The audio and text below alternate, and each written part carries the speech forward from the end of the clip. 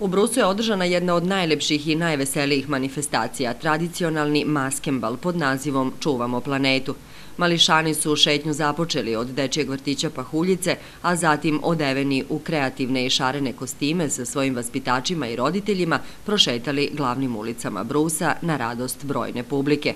Motivi iz prirode kao što su drveće, oblaci, razno voće i povrće bili su samo neki od kostima pripremljeni specijalno za ovu priliku. Nakon defilea uz zvuke dečijih pesama, mališani su u okviru slikarijade nastavili druženje. Do kraja nedelje biće organizovane igre bez granica i izložba dečijih radova o temi dečija prava. Za petak je planirana grupna poseta Kulturnom centru Brus i predsjedniku opštine. Prenosimo vam deo atmosfere sa Maskembala.